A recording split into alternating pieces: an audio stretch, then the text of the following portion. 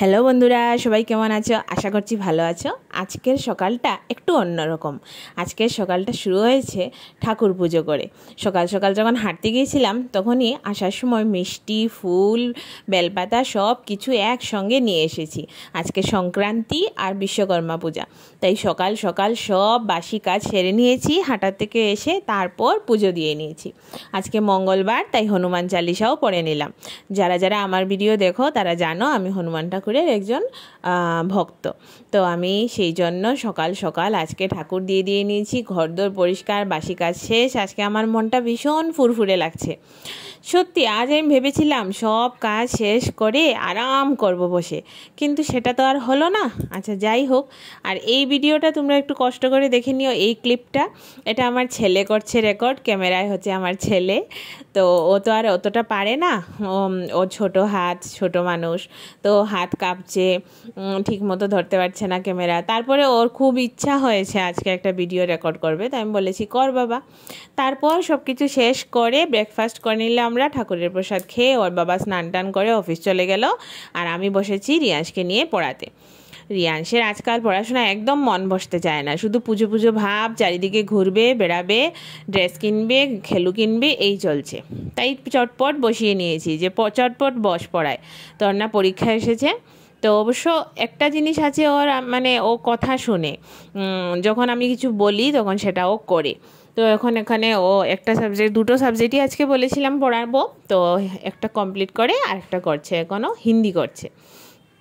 তো রিয়াংশের পড়া শেষ। এখন আমরা দুজন মিলে একটু ভাব করছি। আজকে সকালে আমরা ভাব করতে পারিনি, কারণ রিয়াংশ যখন ঘুম থেকে উঠেছে তখন আমি স্নান থেকে এসে ঠাকুর করেছিলাম, তাই ও আমাকে ছুতে পারেনি। এখন আমরা পড়াশোনা শেষ করে খুব ভাব করছি। প্রথমে আমি ভাব করব, তারপর রিয়াংশ ভাব করবে।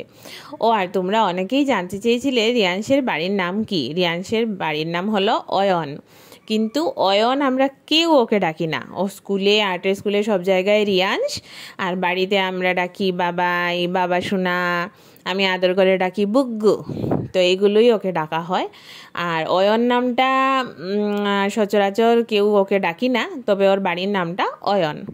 তো এখন ও ভাব করছে, আমার ভাব করা হয়ে গেছে। এখন আমরা দুজন মিলে খুব মস্তি করছি।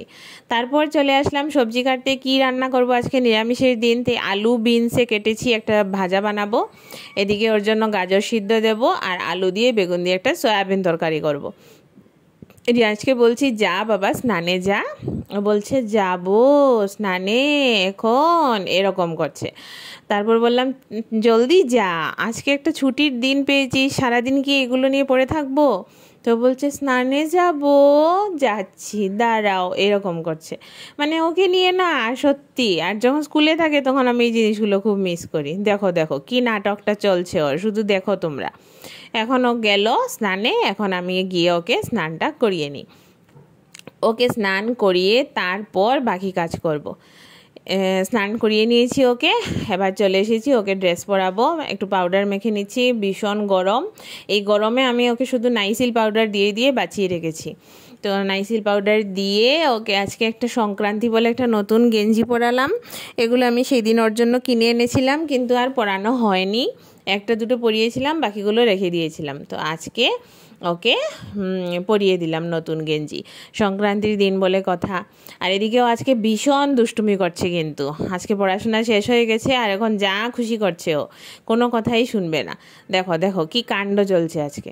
তো ওকে টিভি চালিয়ে দিয়ে এসেছি, ও এখন একটু কার্টুন দেখবে বসে। আর আমি চলে এসেছি, প্রথমে বিনস আর আলু যে ভাজাটা কেটেছিলাম সেই ভাজাটা বানাচ্ছি। ভাজাটা হয়ে গেলে তারপর তরকারিটা করব। ওদিকে আবার আমার কর্তামশাই ফোন করে বলেছে যে তুমি কিছু রেঁধেছো? আমি বললাম হ্যাঁ, আমি তো রান্না করেছি। তো বললো আমি তোমার জন্য প্রসাদ নিয়ে আসবো। আজকে ওদের অফিসেও বিশ্বকর্মা পূজা হচ্ছে। তো আমি বললাম বাহ, বাড়ির বসে বসে প্রসাদ পেয়ে যাব, সেটা তো ভীষণ আনন্দের কথা। কিন্তু ততক্ষণে আমার রান্না প্রায় হয়ে গেছে ও যখন ফোন করেছে। তো রান্না তো করতেই হবে, কারণ রিয়াংশ তো খিচুড়ি খাবে না, ও খিচুড়ি একদম ভালোবাসে না। ছোটোবেলা থেকে কোনো দিন ও খিচুড়ি খায়নি, খিচুড়ি জিনিসটাও একদমই পছন্দ করে না। তো কি আর করা যাবে, ওর জন্য তো আমাকে সয়াবিন বানাতেই হতো।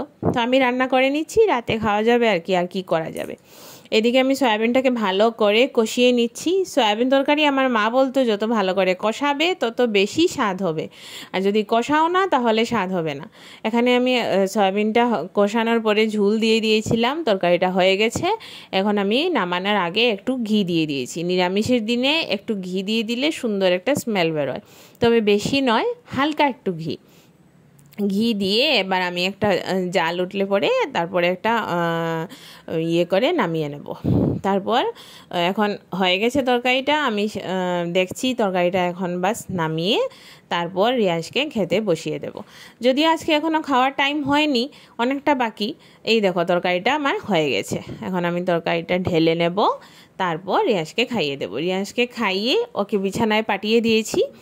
কিন্তু দেখো আমার জন্য চলে এসেছে প্রসাদ, এক বাটি ভর্তি খিচুড়ি। আমি ওকে বললাম এতটা কে খাবে, বলল তুমি খাবে, আর কে খাবে। ঠাকুরের প্রসাদ ফেলা তো যাবে না, তাই যেভাবেই হোক শেষ তো করতেই হবে। আর এগুলো তো একটু মাখামাখি করে করা হয়, তো এগুলো যদি রাখি নষ্ট হয়ে যাবে, তাই আমি পুরোটাই নিয়ে নিলাম। আর আমার খুব ভালো লাগছিল, ঘরে বসে ঠাকুরের প্রসাদ একেবারে পেয়ে গেছি, সঙ্গে আলু ভাজা আর লাবড়া সব কিছু ঘরে বসে পেয়ে গেছি। আমার খুব আনন্দও লাগছিল।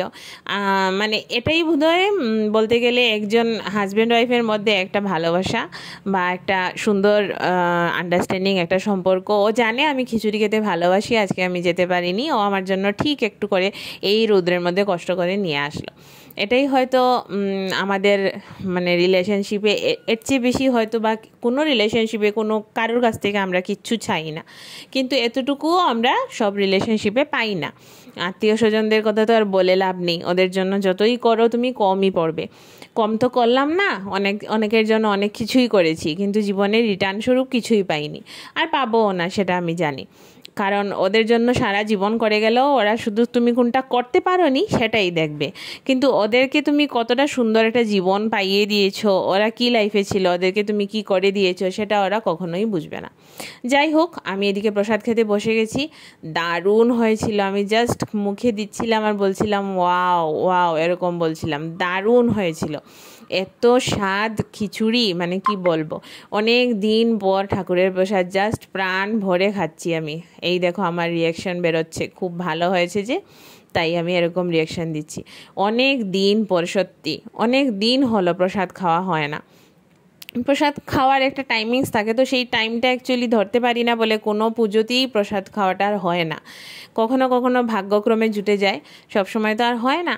অনেক দিন পর এরকম আরাম করে বসে প্রসাদটা খাচ্ছি, সত্যি দারুণ হয়েছে, দারুণ। মানে ঠাকুরের প্রসাদ তুমি ঘরে যতই আমরা কষ্ট করে বানাই না কেন, কিন্তু ঠাকুরের প্রসাদের আলাদাই গুণ থাকে। ঘরে হাজার ভাবে বানালেও সেই স্বাদ আসে না যতক্ষণ না ঠাকুর সেটাকে স্পর্শ করে দেন। উনি না খাওয়া অবধি যতক্ষণ পর্যন্ত প্রসাদ হচ্ছে না, সে কোনো জিনিসের স্বাদ সেরকম আসে না। তো যাই হোক, আজকের ভিডিওটা এতটুকুই থাক।